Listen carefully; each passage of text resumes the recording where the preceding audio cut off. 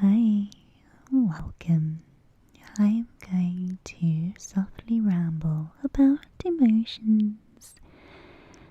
So I invite you to sit back, relax, And before we begin, I would like to know how you're feeling right now. How are you really feeling? Are you feeling regret, gratitude, compassion, jealousy, dread, delight? So if you feel comfortable with letting me know how you're feeling in the comments, please do let me know. And if you're struggling to identify the emotions that you are feeling right now, The Feelings Wheel by Dr. Gloria Wilcox is a wonderful resource to help you find words for how you are feeling.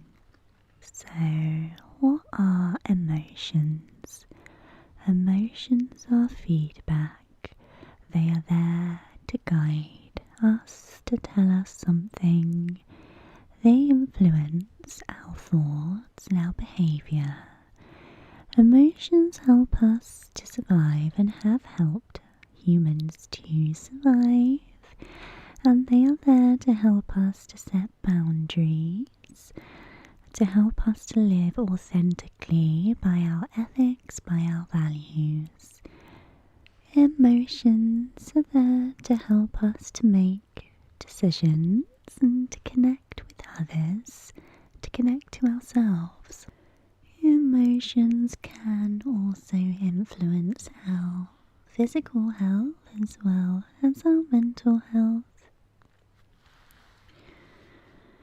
Negative emotions, or the emotions that we consider to be negative, like sadness, loneliness, grief, depression, they can weaken our immune system, and they can stop us from taking care of ourselves, stopping us from exercising, washing, showering, bathing, general self-care. Some emotions are hard to access or confront, like shame. Shame brings feelings of embarrassment and humiliation. And shame makes us want to hide away from others. It makes us stop making eye contact with people. And shame plays on our self-worth and our core beliefs. And some of those core beliefs could be that I am worthless, I am wrong, or I am a bad person. Sometimes shame is so overwhelming, we'd rather put up a fight than feel it. We can become defensive and angry. So shame is a powerful emotion, and connecting to our shame can help take that power away. And how do we do that? Just by acknowledging and accepting that it's there. This can take the power away from shame, and by talking about it in a safe and non-judgmental space can also help take the power away from shame. Some emotions sit with us for a while, like the feeling of being disrespected. This can lead to anger and hurt. what is the purpose of anger? Anger can tell us that someone has stepped over our boundaries. Anger is often an energizing emotion, and it often helps us take action when we feel like there is a sense of injustice. Anger can help us fight for our rights. Anger often helps us to take the action to right the wrong that has been done to us. But however, if it's not used in this productive way, anger can be detrimental to us, causing conflict in relationships or physical damage when it becomes too overwhelming and leads to physical action. On the opposite end of the feelings, will we have joy? We deeply feel this emotion, and joy tells us that we have found purpose and meaning, and we can find this emotion in our hobbies or within relationships with our family and friends or ourselves. We can find joy through looking after beloved pets or taking walks in nature or doing sport. Joy can often feel peaceful and comforting, and if we want to feel more of these emotions like joy, like happiness, like contentment, it's also wise to focus on our gut health. We've all heard the phrase, I have a gut feeling, or trust your gut. And in recent times we've only just realised the connection between our brains and our gut. And the neurotransmitter that regulates happiness is called serotonin, and that's mainly produced in our gut. So it's important that we eat well so we can feel emotionally well as well. So thank you for listening to this ramble about emotions, and I do invite you to let me know how you're feeling in the comments.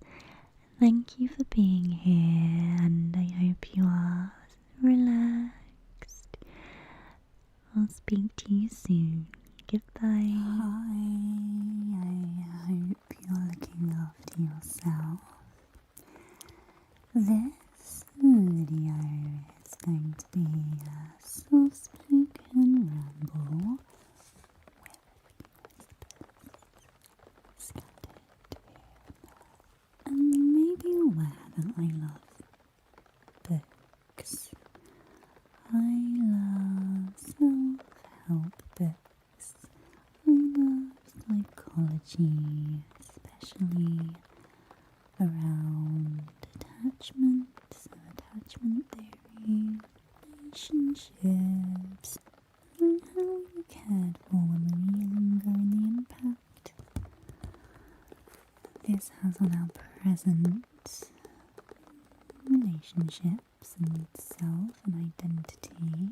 So I'm always in the charity shops looking for interesting books under this theme, and I came across this book the other day by Jasmine Lee Corey, author of Healing from Trauma, and the book is titled The Emotionally Absent Mother.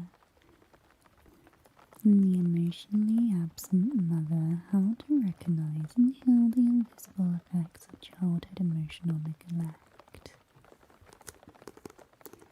And even if you didn't experience childhood emotional neglect, it's always interesting to read these books anyway, because these books also help you think about relationships in different ways with their questions and research. So before I begin the ramble, get comfy.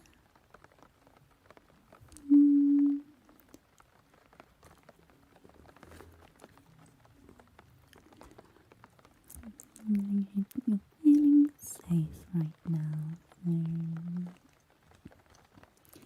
So I'm just going to flick through the pages here and just let you know if anything interesting comes. So let's begin, shall we? I'm just going to highlight anything that is interesting here. So it says here, when you think of your mother's womb, does it feel like an inviting place? If you can't imagine this, ask how it would feel to be enveloped in your mother's energy. Is that something you would like?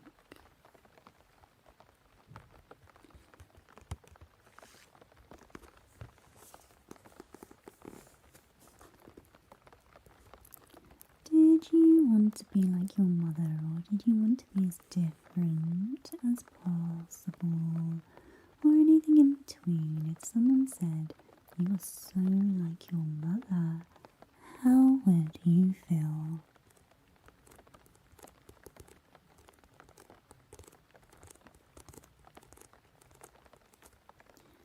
Can you imagine feeling proud about being your mother's child? Do you identify yourself in relation to your mother?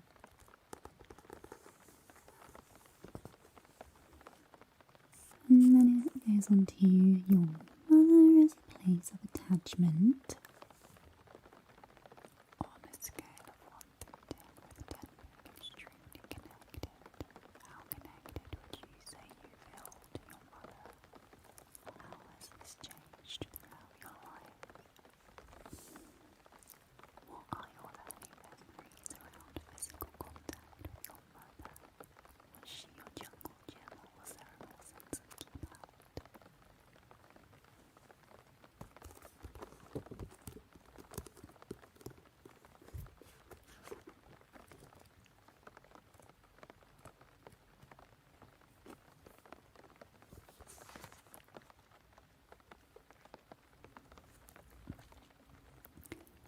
So, I love attachment theory, and it is the zeitgeist, if that's the correct word. What I mean by that at the moment is that it's everywhere, which is great because it's helping people understand how their past is impacting their present. And we obviously can't remember those very early days of being a newborn baby, but they are imperative to how we function today. So on page 84 here, it says, why was mother so emotionally absent? So, here are some reasons why a mother could be emotionally absent. She was grieving for a prolonged period. She had too many children to attend to. Separated by circumstance, natural disaster, economic calamity, prison, etc. She may have had narcissistic wounds and was too busy to tend to you. She was attending to her own needs. She was preoccupied with taking care of someone else, like an ill parent, a spouse. She was working 2 or more jobs to keep a roof over your head. She may have been a child herself. You started off on a bad foot and didn't bond well. Mothering felt like work to her, and this brought up internal conflict and or shame. So there's more on this list. There are loads of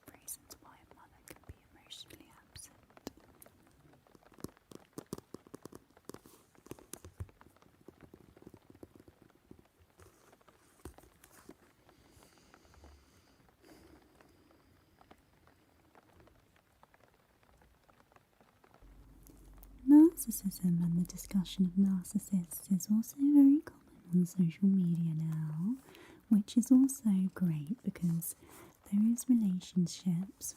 If you are quite an empathetic person and you enter into a relationship with a narcissist, it can really destroy your self-esteem.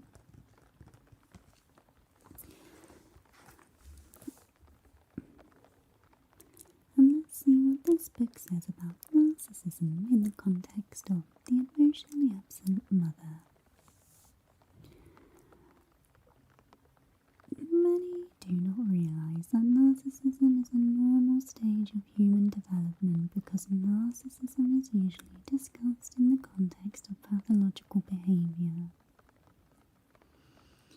This section is about this pathological extreme narcissism, and it tells you how to spot the common characteristics. The common characteristics of extreme narcissists. It's always about them. They crave admiration and attention. They are never wrong in their eyes. They are superior in every way. They are emotionally shallow and without empathy.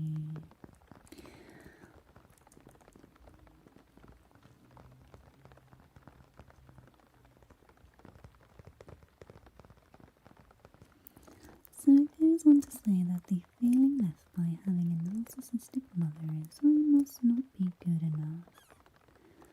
I must not be good enough.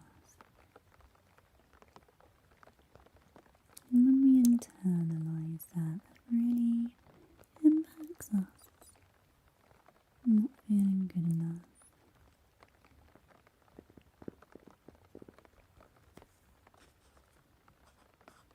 And it goes on to talk about borderline personality disorder.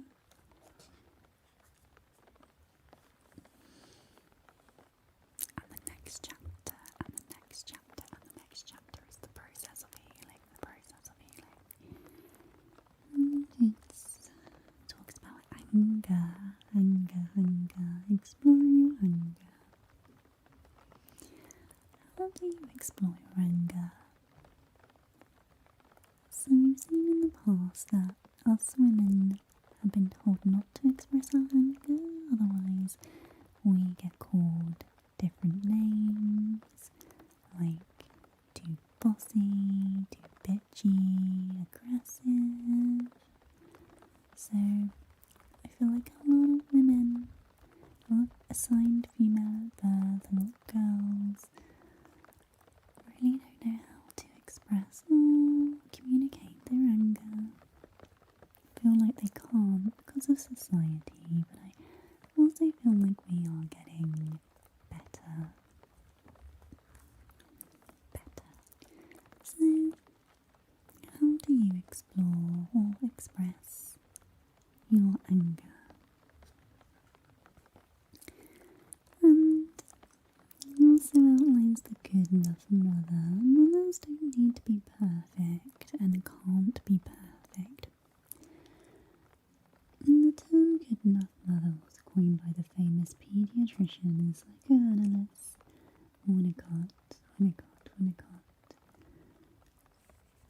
the mother doesn't have to be 100% attuned to the child to offer good enough parenting.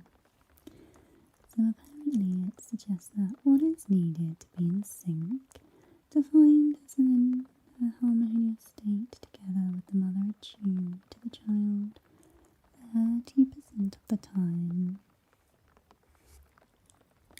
30%. And here are the 10 basic good mother messages. I am glad that you're here. I see you. You are special to me. I respect you. I love you. Your needs are important to me. I'm here for you. I'll keep you safe. You can rest in me. I delight in you. So basically, children need to be seen, and children are little narcissists. You have to give them their attention, your attention, and reinforce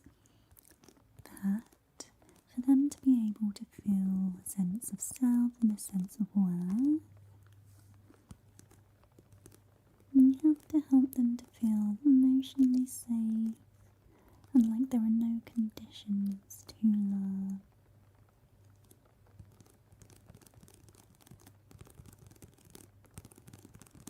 And if that doesn't happen, then this may impact their self-worth.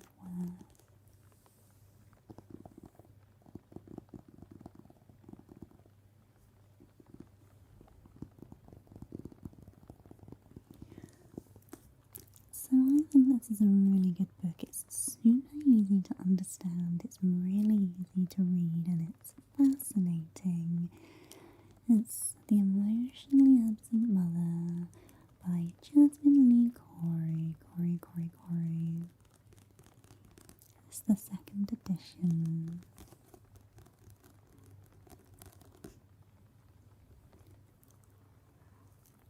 Let me know, are you interested in all of this stuff?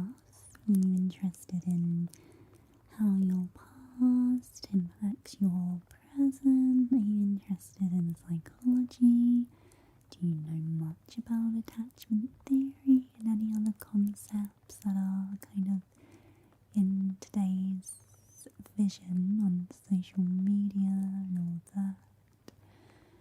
Anyway, I'll leave it here, and thank you for being here. Thank you for listening to my whispered and soft-spoken ramble, and thank you for being a member of this channel. It is appreciated, and I really hope that you find it relaxing. And I'll be back with another random video, whatever that might be, very soon. Goodbye, good night, good day, wherever you are. Hi, how are you? I hope you're looking after yourself. It's me, RebalanceASMR here for you, and I thought I would share a life update with you in this audio because I haven't spoken to you for ages directly, and but first I wanted to say hello to all the subscribers who have been here since the beginning, and I wanted to say thank you for letting me reinvent myself. And if you're new here, you may not be aware that I've had this channel for many years. However, my content used to be very different. I used to do a lot of lo-fi live streams. That was my thing at the time. But then I grew older, and obviously time changes you. It changes your preferences and your perspective, and I wanted to still keep my ASMR channel, but I wanted to be a little bit more private. So that's when I created or reinvented myself as Rebalance ASMR, and I mainly only do like audio now, and sometimes I'll do like the lo-fi videos where you can see my hands, but that's about it. But yeah, so I'm in my mid-30s now, and I've had this channel since I think my mid-20s, so quite a long time. So thank you for being here with me and letting me reinvent myself. I appreciate it. And hello to everyone who has joined recently. I do hope that you are okay. So yeah, what's happening in my life at the moment? So I am pregnant. Yes. This is my first pregnancy, and I tell you what, it's obviously welcome. This is something that I've wanted, but no one could have prepared me for the first trimester. That was no joke. I was incredibly unwell for about 4 weeks straight, non-stop. I felt nauseous for about 8 hours a day. So from as soon as I woke up till late afternoon, sometimes into the evening, and it was all consuming. And that was, yeah, for 4 weeks straight. And I just thought, whoa, I had no idea this was pregnancy. I went into it a little bit naive,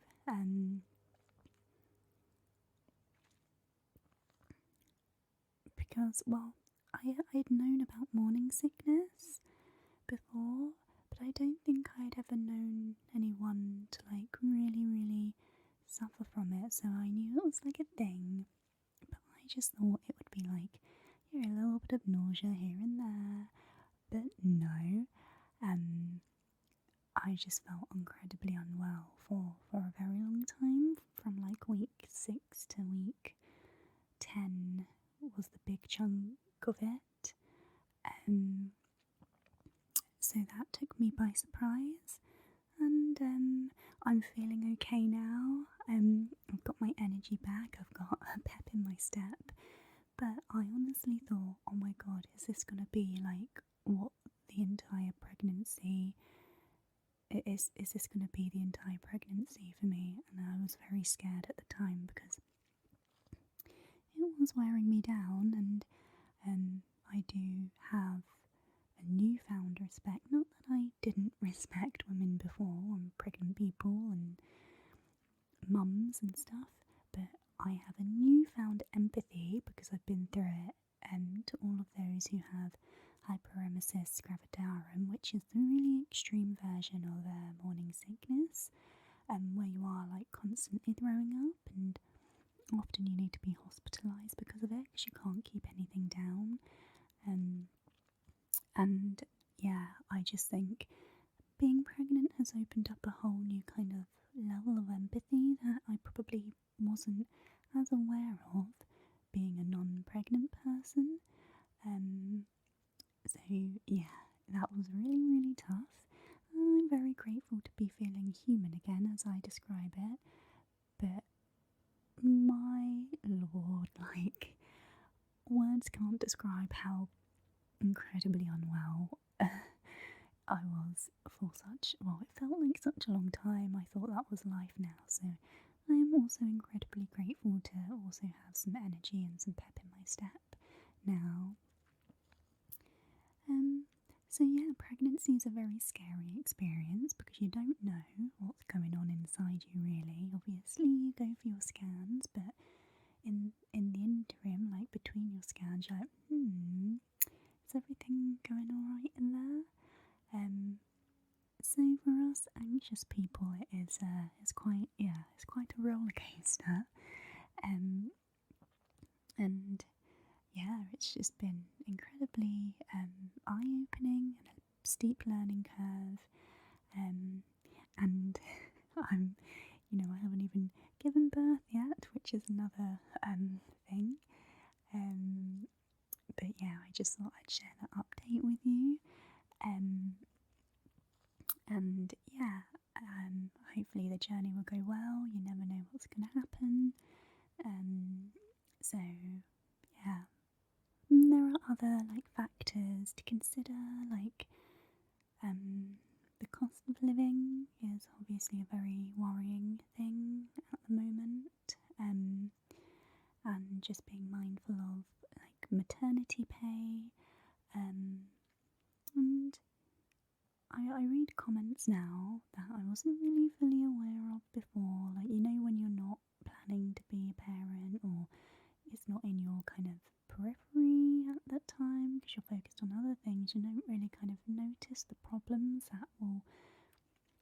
that exist within that kind of sphere, but now I do.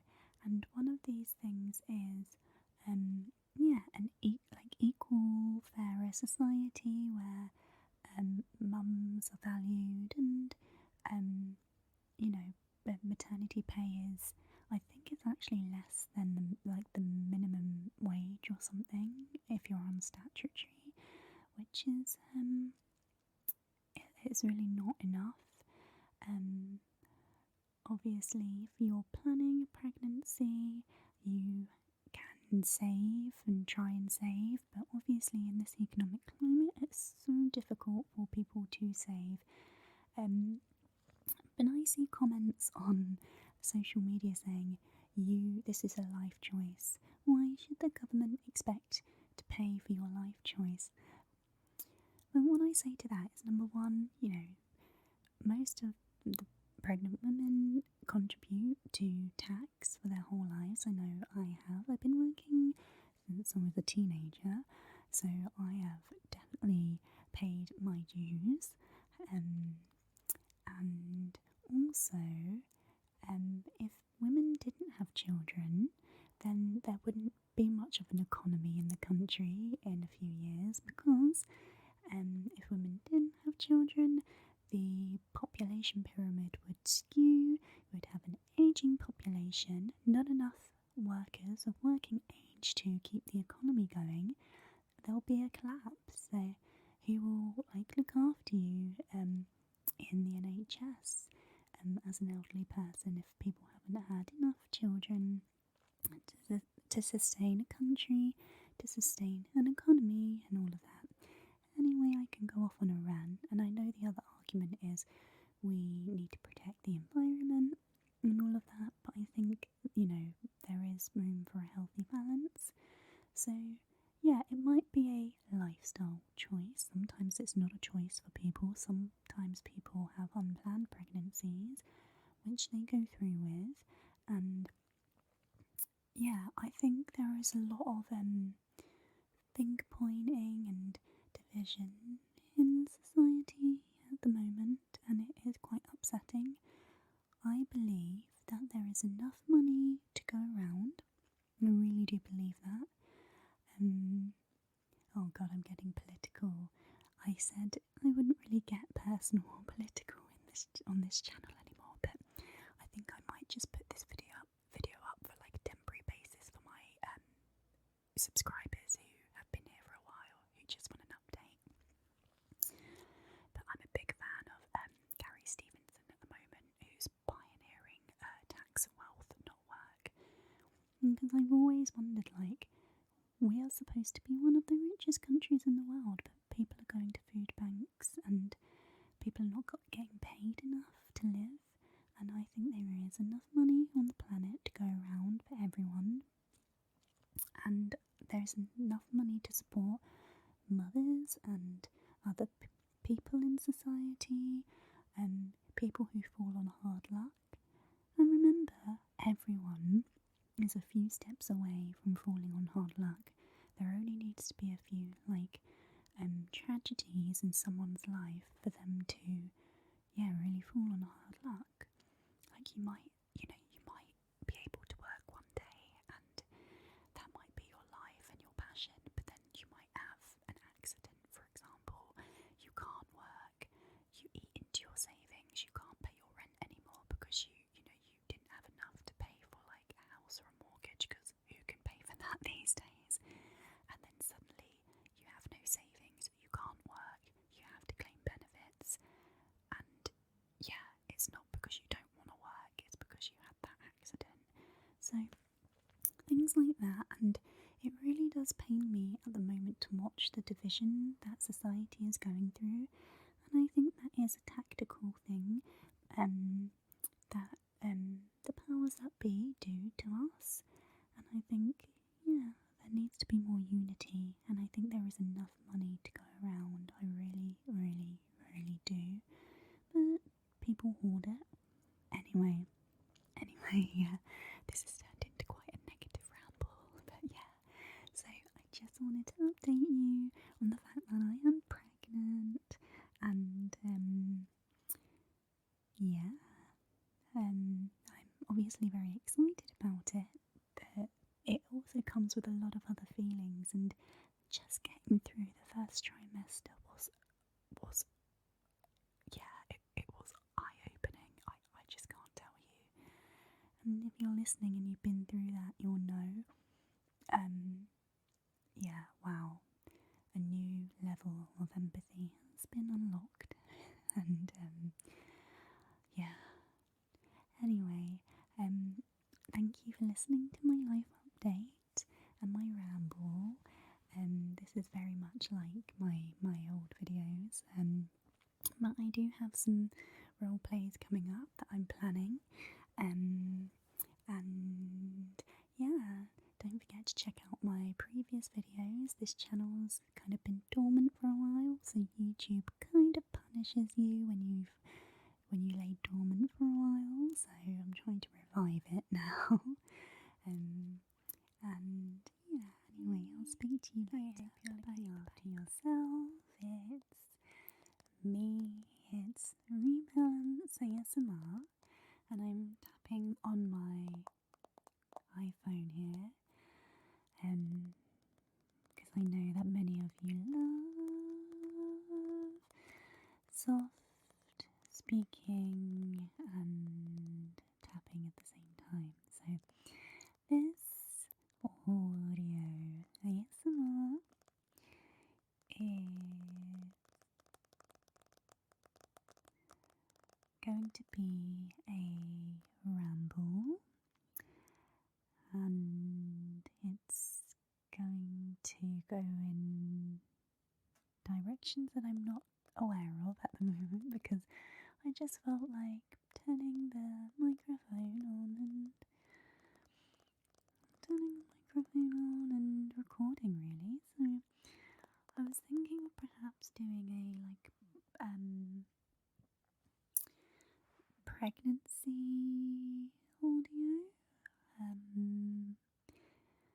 just to kind of give my perspective on what it's been like.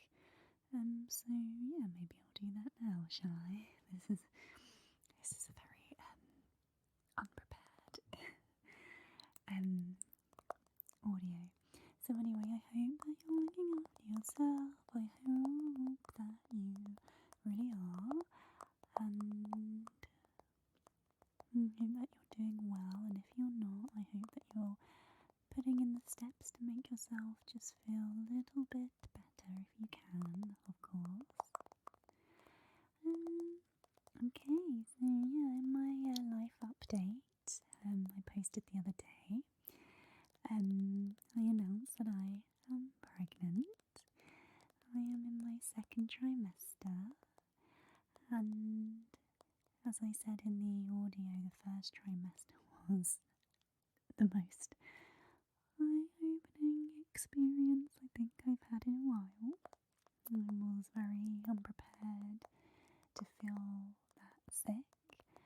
And very naive, because I thought when I was thinking about getting pregnant, I was like, oh yeah, I'll be able to do all the same things I usually do. I'll just be pregnant, just have to be a bit careful, just make sure that I'm not eating the things that I'm not allowed and all of that. But I thought I would feel the same as I do regularly. So naive. Yeah, so I found out and felt fine, and then from week 6, I can't even remember when it first started to turn.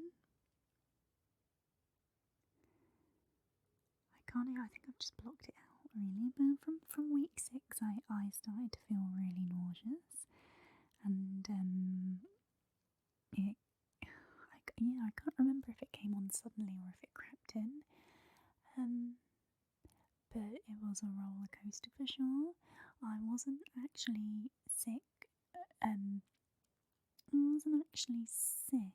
During that time, because I just hate being sick, and I really didn't want to throw up. And I know some people don't have the choice, but I was kind of denying my body of that function, because I just think being sick is just awful. And but anyway, I kind of rode out the nausea. As I said, it would happen for about 8 hours a day, but it just felt like it was constant for basically 4 weeks, up until 6, 7, 8, 9, 10. And then I would feel a bit rough after that as well. But at the same time, your hormones are fluctuating, your building an entire organ. You're building the placenta in you that you didn't have before. So I tried to cut myself some slack. Because obviously I knew my body was going through really big physical changes, but at the same time I felt so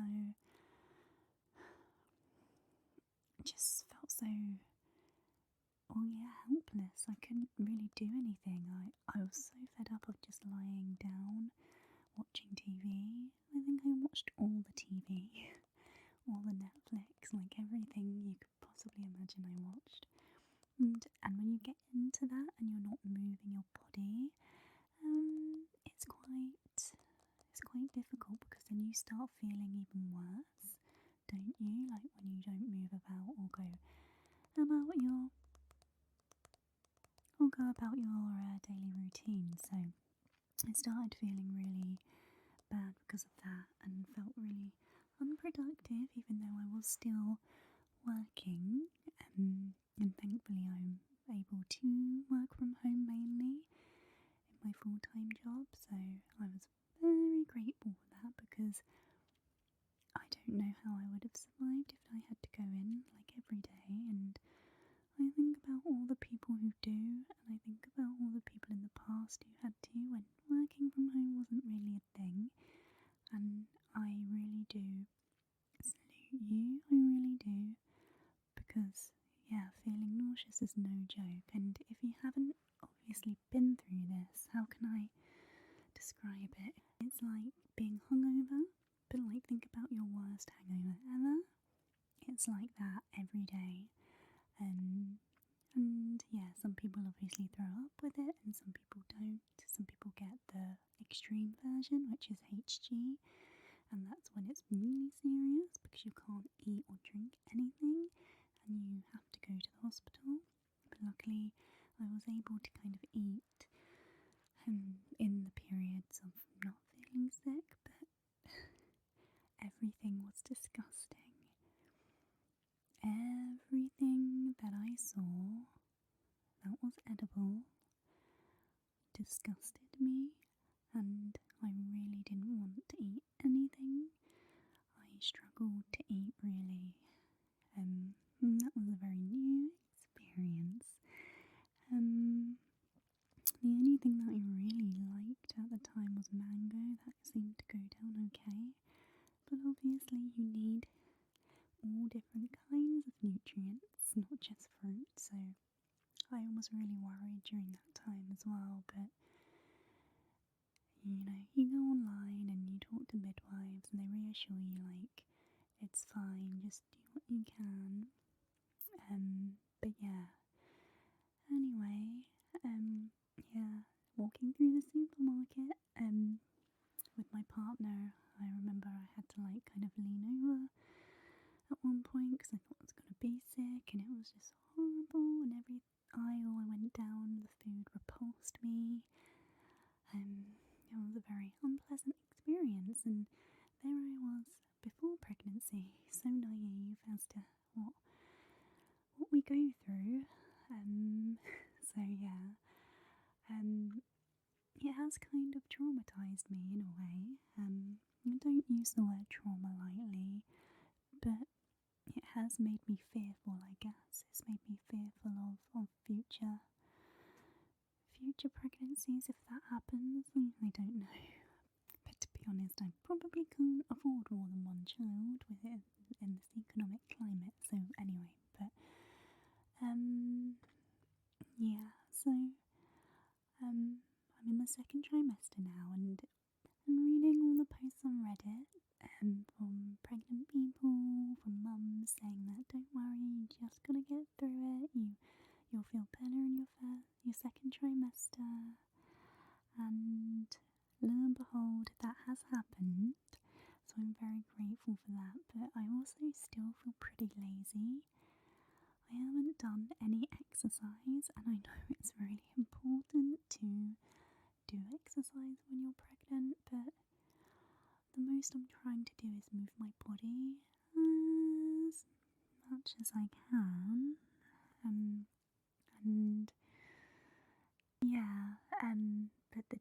gym has gone out the window.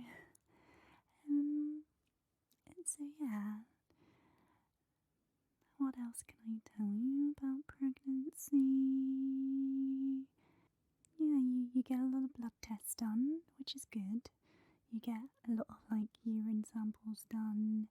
I've been for a couple of scans now, and in one of the scans, you have to you lie on the bed and then you kind of raise your hips and then you have to shake because they need to see the baby in different positions. So you shake so it moves, and that made me laugh. I didn't know that was a thing. What else? What else? Yeah, I spoke about maternity leave in the other audio, and that scares me because, yeah, obviously in this economic climate it's very hard to save money, so I'm just trying to do the best I can there. But yeah, if you want me to keep you updated on pregnancy stuff, I know this subject isn't for everyone, and I know that it's different for everyone, and people have had traumatic experiences, so yeah, those people probably aren't going to be listening to this audio. But yeah, let me know if you want updates. I can give you updates. I don't really know what else to say. Yeah, we don't know the sex yet, so that's still to come. I don't like surprises, so I'll find out everything. I like to know stuff, so I can prepare. But yeah, I just was so, again, naive as to how I was going to feel in the first trimester, and I just, life is so hard for everyone at times, and some people more than others, and as I said, it's unlocked a new level of empathy towards people who are going through that, and they're pregnant, and they might be on a really low income, or they might be below the breadline, and they're feeling really sick, then they have to go in because they're doing shift work, and they have to drag themselves through the sickness because they're doing shift work, or yeah, it just, yeah, a new level of empathy has been unlocked. And as I said in the other update as well, I just think at the moment society is so divided, and I don't know if you're of the same persuasion of me and the same opinions, you'll probably agree that we all need to start coming together and helping people more instead of using people as scapegoats, because it's really not pleasant, is it? It's not. And then obviously when you get pregnant, you start thinking about what kind of mum you want to be, and I know it's not as easy as that, because when you start being a parent and things go out the window because life stresses get in the way, things happen, and life ebbs and flows, you might not be able to be the parent that you envisioned. But I'm starting to think about, yeah, the values, and obviously I come from a psychology background, and you know me, I love a lot of psychological theories, so I'm not going to pathologise my children or my child, but I will be thinking about attachment because I bang on about that all the time. But I think, yeah, if I can get my kid to a secure base, a secure attachment style, then that is my gift to them. I think that is a gift. And also the gift of confidence, but not too egotistical. The balance between, being humble and being confident in one's own abilities, I think that's a gift that many of us did not receive, and I would like to give that gift of confidence self-esteem, and yeah, a secure attachment style. So the things that I've been thinking about. Yeah. So yeah, let me know if you have been on your own pregnancy journey, and let me know what audio you would like to hear. Have you been enjoying my recent posts? I hope you have. Let me know which one you prefer, and let me know if you have any requests. I'm gonna try and put out a video a week. If I can, and go from there. But yeah, I'm definitely in a new phase of life now. Really kind of in a new phase. I feel like I have settled down. To be honest, I wasn't too unsettled, but yeah, my life is kind of like very samey at the moment. But I think everyone's, well, the majority of regular people's lives are like that, you know, eat, sleep, work, repeat. But yeah, no, I'm embracing this stage of life. Obviously, it brings other challenges and other fears and other worries. And I'm trying to be in the present moment as well, and trying to, focus on being content in the present moment and enjoying the little things. You can drink coffee when you're pregnant, but you have to go under a certain milligrams, so it's under 200 milligrams of coffee you can have.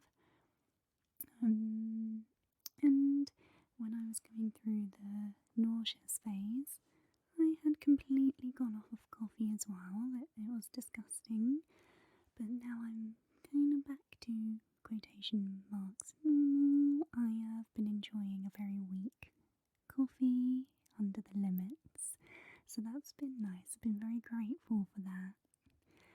It just makes me think, like, if any of you out there are like long-term sick, if you have a chronic health condition and you know you're sick for long periods of time, I see you, I hear you, and I'm sorry you have to go through all of that. And I'd like to know, what makes you kind of get through that. Anyway, I hope that you are feeling relaxed. Do you like my soft-spoken voice still? As I say, these rambles, I've missed these rambles actually. I used to do a lot of those on my live streams, if you remember. And if you're new here, I hope you're enjoying the content, and I really, really send positive vibes to you. And so don't forget to send me a comment, and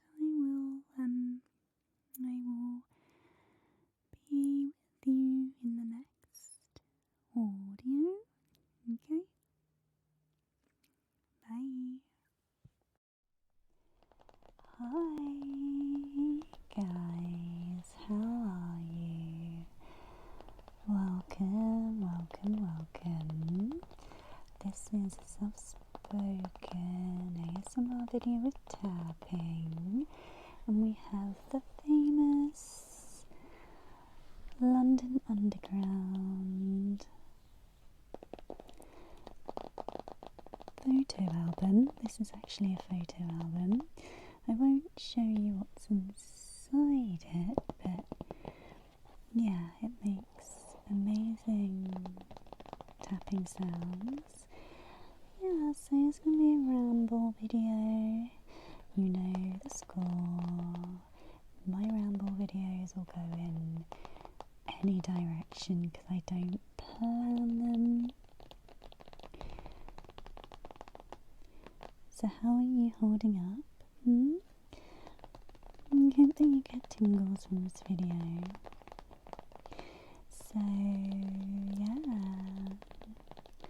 a little bit of a pregnancy update. Nothing to report really. I still have quite a small bump, but it'll be my 20-week scan in a few weeks' time. So, or next week. I think it's next week. Honestly, it's shocking me how fast time's going. I felt like I had more time.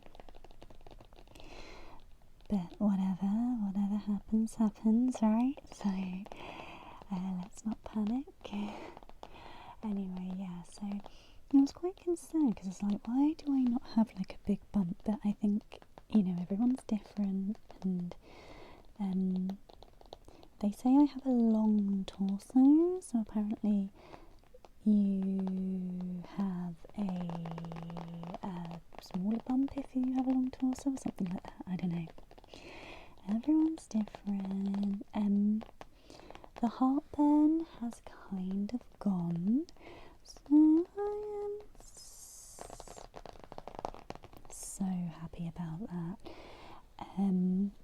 I cannot, and I know I've said this in every video, I cannot stress how unwell I was in the first trimester. It's really frightened me. Again, I take my hat off to all the people who have gone through that. But yeah, I mean, I don't really have anything else to report at the moment, which is good.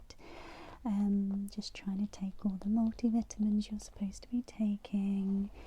I'm trying to enjoy the moments of being able to sleep, because I hear that further down the line you don't get much sleep because you're uncomfortable. And I'm enjoying good mental health, because I know your hormones crash and that causes and wreaks all kind of havoc. So I'm just enjoying feeling good at the moment. I think it's really important, isn't it, to enjoy feeling good. When you've experienced the opposite, and my word, I've experienced the opposite throughout my life, not even to do with pregnancy, with mental health and grief and, all the life's challenges. So I really do make the most. I do make the most of feeling good when I do. I love it. So yeah, because I know, the time will come again where I have to go into survival mode. So if you're not familiar with this tube map, I've had it in many of my previous videos or my old videos. When I used to do live streams, I used to be live streaming like once or twice a week, back in the old days, and I used to tap on this, and it used to be a favourite. And I love it. I love the sounds it makes. I also love it because it is a dear old photo album of mine. There you go.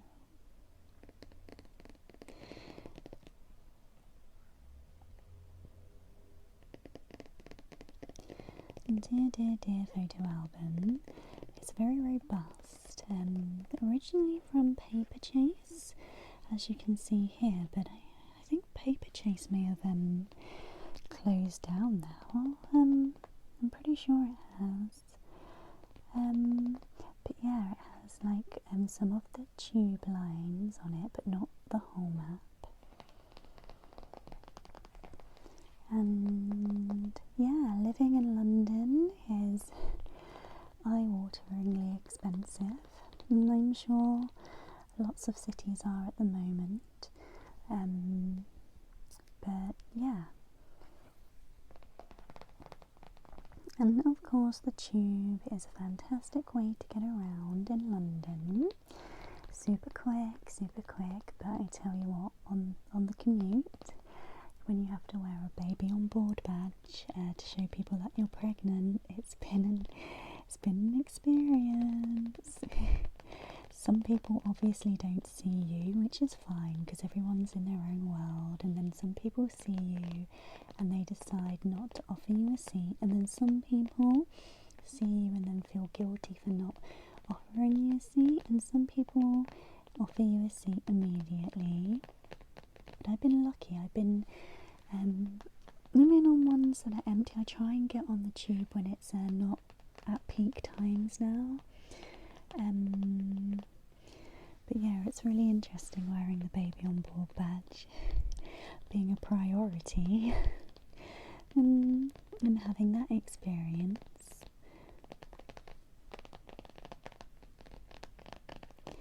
Are you familiar with any of these?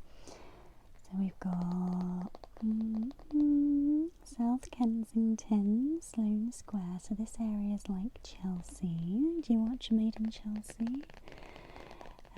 High Street, Kensington, Notting Hill, Lancaster Gate, Bond Street. So this is going to West London.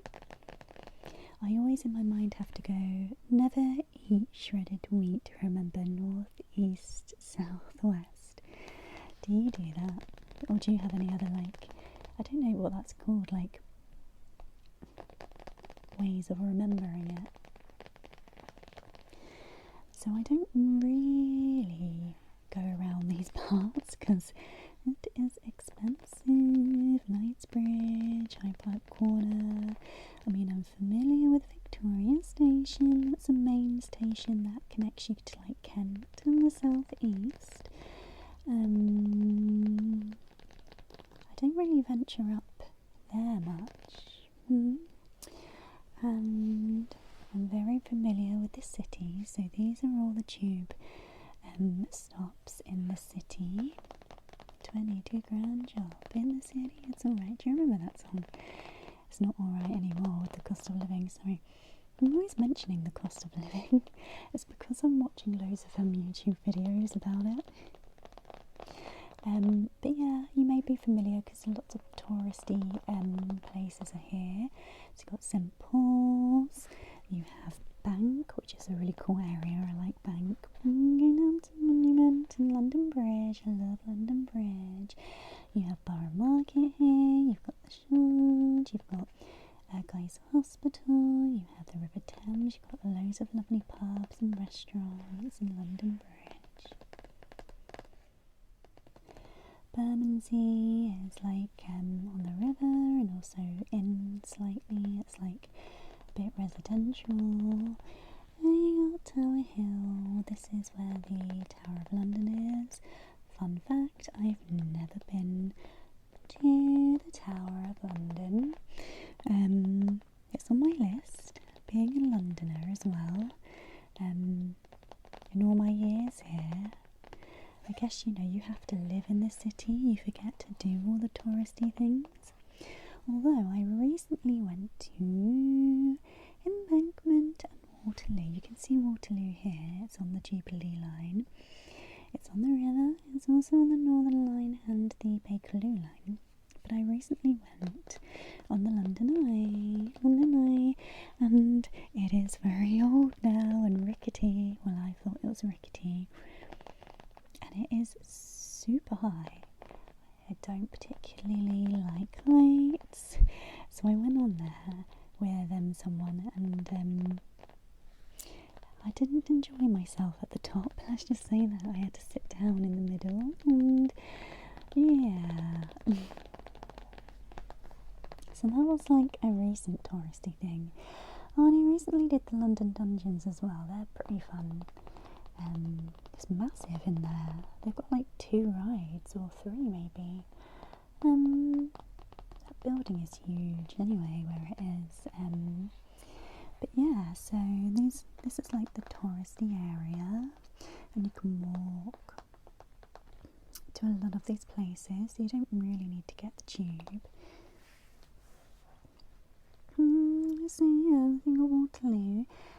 Charing Cross, you get off at Charing Cross for Trafalgar Square and is it the National Portrait Gallery, an art gallery? I think it's that one. And you can walk to Leicester Square, so that's where they have all the film premieres, and it's very busy there. It's got like restaurants, and don't go and eat around there. It's really expensive. Covent Garden, so you can walk from Leicester Square to Covent Garden. Covent Garden's got some really nice places to eat, although to be honest I haven't really been there for a very long time. Covent Garden's got the London Transport Museum.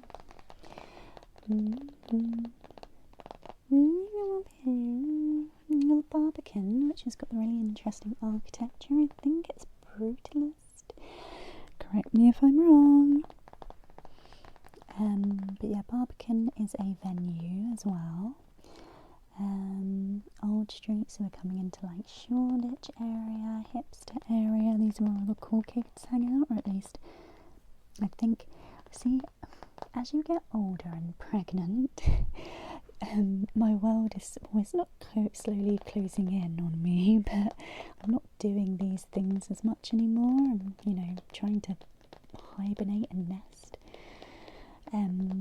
But I think this is where all the cool kids hang out still. You gotta correct me if I'm wrong though. And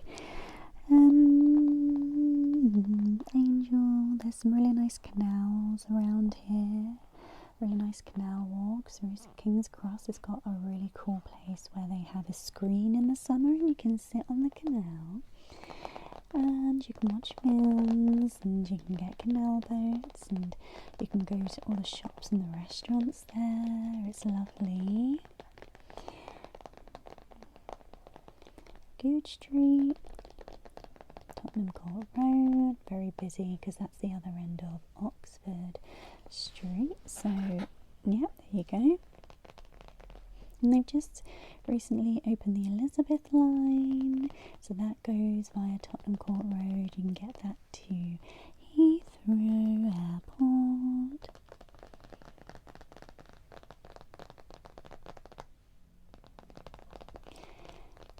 So yeah, we flipped back to this side again. Queen's Park, Kilburn High Road, South Hampstead, Swiss Cottage, St John's Wood. This is the Jubilee line, it's the grey line, you see. And then you have the Bakerloo line, and you've got the Victoria line, you've got the Piccadilly line. You have the Circle line that meets up with the District line, which is the green line, and the Circle line is the yellow line. I forget what the pink one's called because I never get the pink line. What is it?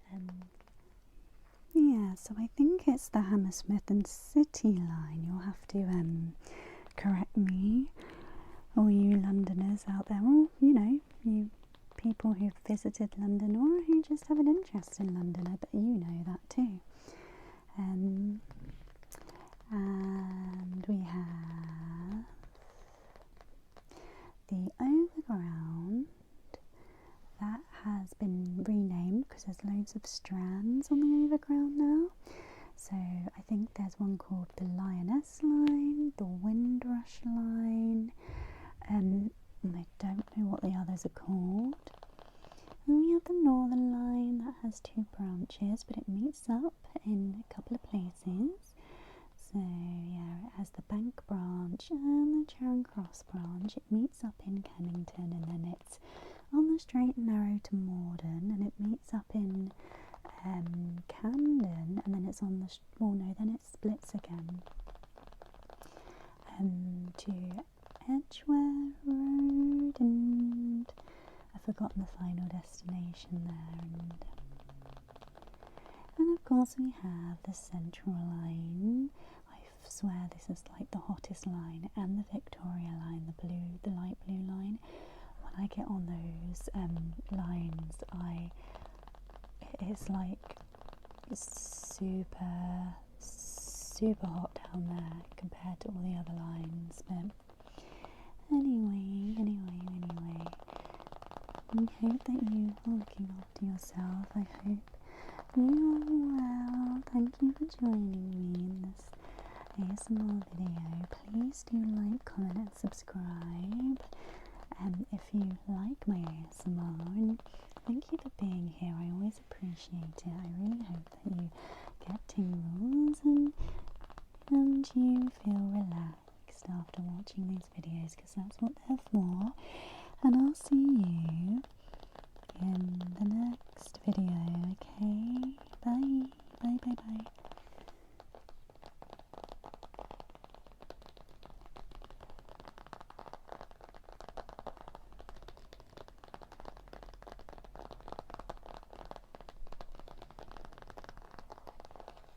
Hi internet people,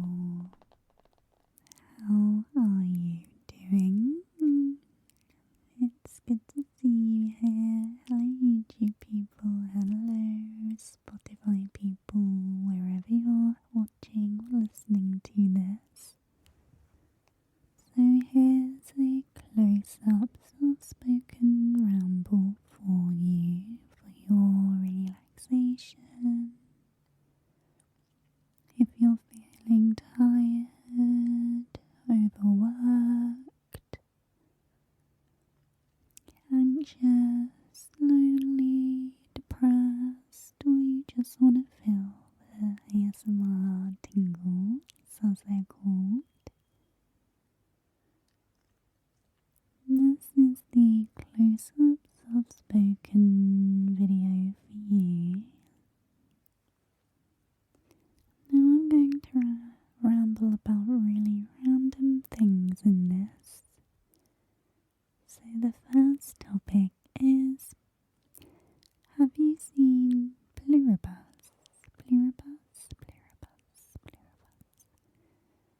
So I've been watching Pluribus and I had no idea it was a thing until my partner put it on.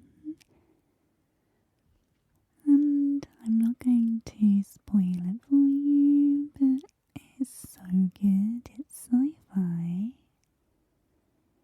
And it's from the creators of Breaking Bad. And I just think the concept of it is so unique. It's really good. I don't really want to spoil it for you because it's so unique. I've not seen anything like it recently or ever. So Google says the word pluribus. Pluribus comes from Latin and it means many or from many. And it is most famously known from the phrase e pluribus unum, out of many, one. Apparently, the phrase was once considered the unofficial motto of the United States before In God We Trust became official in 1956. So there's a bit of trivia for you there. So yeah, let me know if you're watching it and if you're enjoying it. I also recently watched the Chris Eubank Jr. documentary. So if you're not familiar with Chris Eubank or Chris Eubank Jr., they are famous British professional boxers. And Chris Eubank has a very strong and colourful personality. But I was more interested in the relationship between Chris Eubank and Chris Eubank Jr. It looks as though Chris Eubank Jr. had to take a bit of a break away from his father, and Chris Eubank was quite overbearing and very strict. actually a fight tonight, and I'm recording this on Saturday, the 15th of November 2025, between Chris Eubank Jr. and Ben. I've forgotten the first name. Oh, what's his name? Anyway, yeah. Oh no, I think it's Connor Ben, yeah, Chris Eubank Jr. and Connor Ben. Biggest fights of 2025. I actually don't watch the boxing, but I just think they're very two interesting characters, Chris Eubank and Chris Eubank Jr. And it makes you think, like, being a strict parent, does that pay off? Or does it kind of do the opposite with your children? I think, some form of discipline is good. I think consistency and love, but being too strict, I think, can, obviously be a detriment, in this case, to a relationship. And they famously live in Brighton, which I think is cool. Brighton is such a cool place, isn't it? You ever been to Brighton before? Brighton is on the south coast of England. Anyway, let's do a check-in, shall we? So, it's coming to the end of the year. As I look out the window, it's been a very foggy day with a little bit of drizzle. It's very grey and we haven't seen the sun today. Yeah, so there are some questions that we ask ourselves at the end and the beginning of the new year. Things like, what is the most valuable lesson you've learned this year, and in what ways have you grown or changed? What are the things that you're proud of this year in 2025?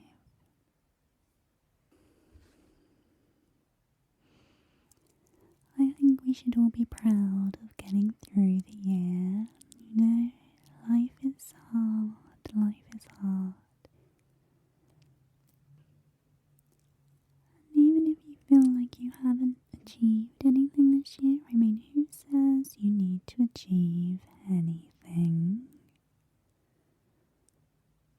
Finding joy, contentment and comfort in the little things in life, I think, is key. And balance. That's why I named myself RebalanceASMR, because I think balance is everything. Balance is everything. So I took a really long walk this afternoon because I need to move, because as you are aware, I am pregnant and I need to move my body.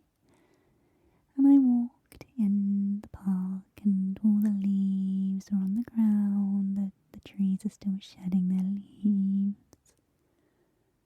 And I was just enjoying, like, being disconnected from my phone, from music, from everything. Just enjoying looking at, like, the deep colours. I love the autumn colours, they're very much my colours, so I love looking at the oranges and the golden yellows. And I just think being around some kind of nature is so important for your mental health, isn't it? Even if it's just a little square of trees and a bench, can really kind of help you relax and lift your mood and put you in that state of mind. So where do you live? Do you live in a concrete jungle? Or are you more of a country dweller? interesting actually. So like, there's a lot of people who are like, oh, I could never live in London. It's too overwhelming. It's too fast paced.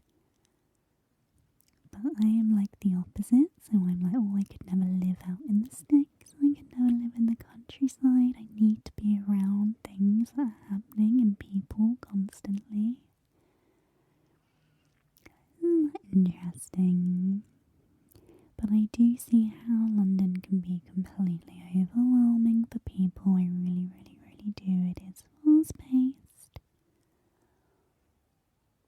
But London is green as well. You can find many areas, many parks, many squares where you can take a little walk in nature.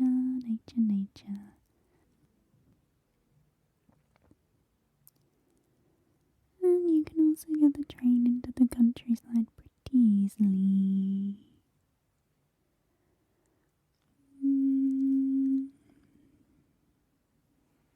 So thank you for being here. Thank you for being you.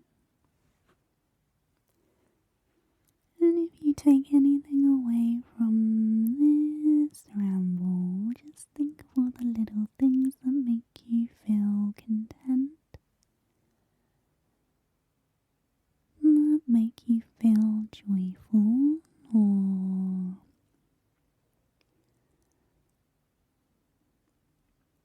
relaxed. So for me, that routine is getting a cup of coffee in the morning. I love that. I really do. I love that routine. But I must say, I'm not allowed to whiten my teeth being pregnant, so my teeth are getting really yellow.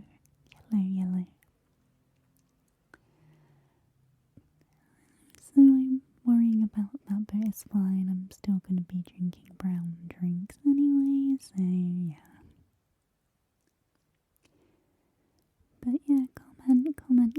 If you feel comfortable enough, comment like what little things in your day-to-day life brings you that contentment or joy or happiness. It could be tidying and cleaning. At the end of that, I don't think anyone regrets doing that. And as you sit down on your couch, or your chair, on your bed, you look around and everything's in its right place and it feels so calming. That's a good feeling, isn't it?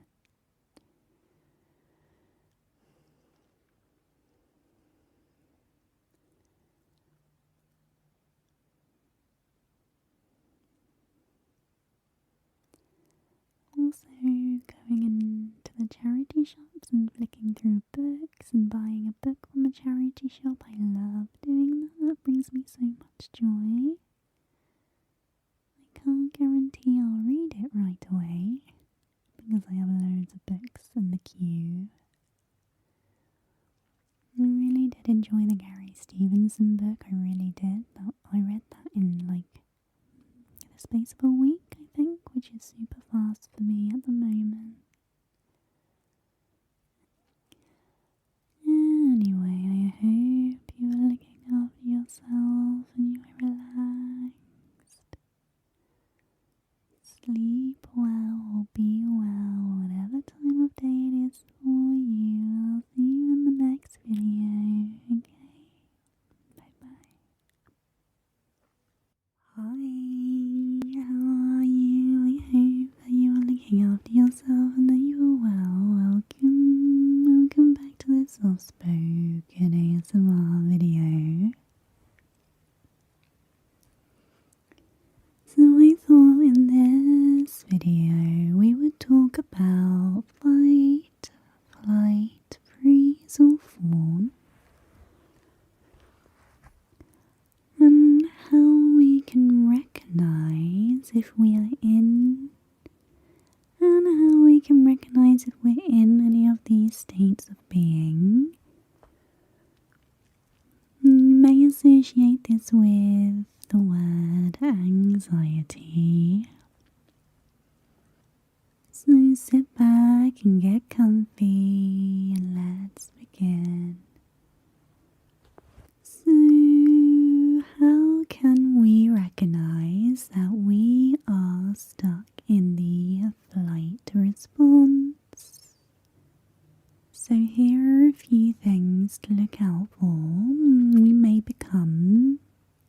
confrontational. We may become angry, and with that anger we can become confrontational, can't we? We can become defensive or even controlling, because that anxiety is controlling us and we need to take control of it. We may lash out or become really argumentative. Do you find that you are often in a state of the fight response? Or are you more of a flight response? So when faced with anxiety or fear, you may decide to go down the flight response route. With this, you could withdraw. So you might become quiet and disappear. You can panic with this response. You may procrastinate, so this is in the world of perhaps study and work, or even like with household chores. You might procrastinate. You could ruminate. Ruminate, ruminate, ruminate, ruminate, ruminate. Ruminate, ruminate, ruminate, ruminate, ruminate. Or this could lead to perfectionism. Have you ever felt like you've frozen from fear or anxiety? So we have the fight, flight, and freeze response. With the freeze response, you can become numb. You may decide not to speak at all, like words don't come out. This could leave you feeling helpless and stuck. Or it might be even taken further and you might even dissociate. And there is another one called fawn. So we have fight, flight, freeze, and fawn. Fawn is a relatively new one in this kind of phrase, isn't it?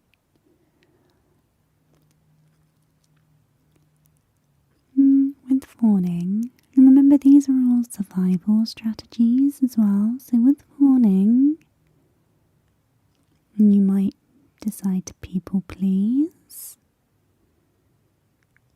You might become really apologetic. You might avoid an argument. You might avoid conflict. You might avoid an argument. You might avoid a conflict. So for example at work.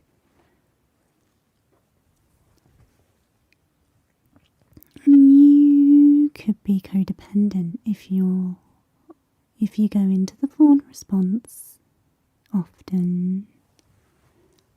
So I always say anxiety is part of the human condition. It really is, and we all go through anxiety.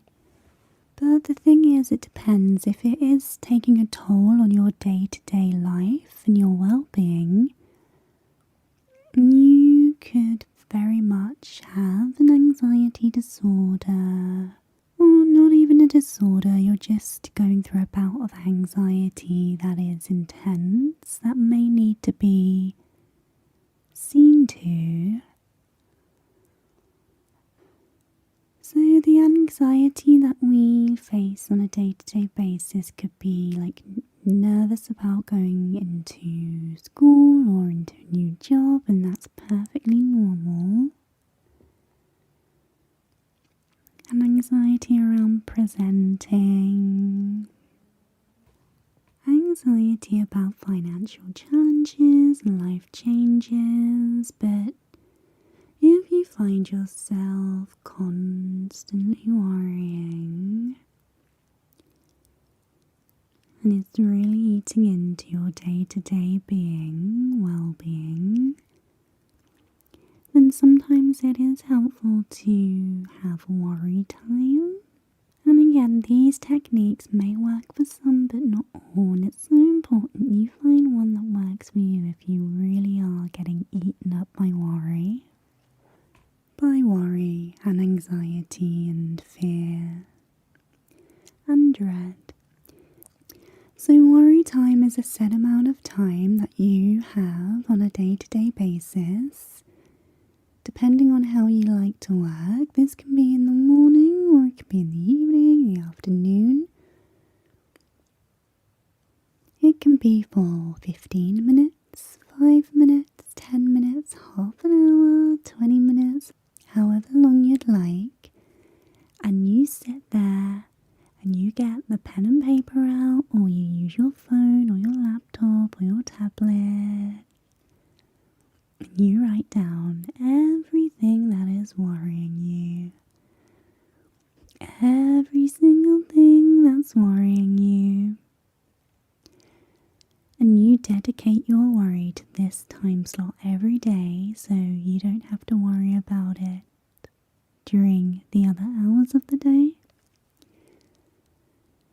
And you can even put your worries in a hierarchy, so you can do like your number one, your biggest worry, and down to however many worries you have. 1, 2, 3, 4, 5, 6, 7, 8, 9, 10. And if you're feeling up to it, you can also write the likelihood of these worries coming true. And work on the worries that you have ranked the highest. So maybe try and solve them if you can solve them, or write a plan for them. Write out the likelihood of them happening and not happening, and if they are going to happen, then how are you going to get through it? Because sometimes we can't avoid these things in life, can we? You know, the really bad things that happen sometimes do happen. In this case, you write, how will I get through this? How will I cope? Have I been through it before, and how did I cope then? Have I learned anything from that? You are more resilient than you think you are. You really are. But sometimes resilience, it's not a choice. I don't think any of us would choose to be resilient. We're just thrown into these situations, aren't we? We're thrown into them and we have to cope with them. And people call us resilient. They're like, oh, you're so resilient. Or, wow, you're going through such a hard time at the moment. You're doing really well. I don't know how you're doing it. And inside you might want to scream, I have no choice. I have no choice. I just have to do it. I just have to get through it. And this can leave us feeling angry as well, angry at the world around us, or everyone else's lovely situations. You have to face this one, and you're forced to be resilient. But as annoying as it sounds, you are resilient. You are. Even if it's not your choice, it's always good to ask your emotions what they're telling you, because sometimes they can be so overwhelming, can't they, that you just go into like an automatic response. But sometimes it's good to stop and say, what is this telling me? So for example, if you're feeling angry, like, how is this anger serving me? What's it trying to tell me? I'm feeling sad today. What is this sadness telling me? I really love the 1% rule. I've forgotten who coined it, so forgive me if I'm not crediting the person. But you hear it a lot when you talk about depression depression, especially because sometimes it's so hard to even get out of bed when you're depressed. You find it so hard, you feel heavy, you feel sluggish, you feel like there is an anchor weighing you down, and you just don't want to do anything. So the 1% rule is that you just do something teeny tiny, like a micro action, to try and get yourself into the space where you might think of doing something else after that action. So for example, you're in bed and your head is saying, stay here, I can't be bothered today, I don't want to leave this bed, I've got no energy. And then the other side of your brain might say, okay, can you just flip the duvet off of your body and lie there instead? So you muster the energy to flip the duvet off of you, so that's the 1%. And the idea here is that you gather momentum to just do action after action to get you up and about. So, for example, okay, can I get one leg and put it over the corner of the bed? Can I get my other leg on the corner of the bed, on the edge of the bed, so I can then sit up? And it seems less overwhelming that way, doesn't it? Anyway, this has been a super random compilation of random mental health topics, and I hope you enjoyed it. I always feel like it's good to self-reflect on a daily basis if you can. It makes the world a better place when you have the capacity to self-reflect and apologise and to own up to your mistakes. We don't see a lot of that in politics at the moment, do we? Or have we ever, to be honest? Maybe one day.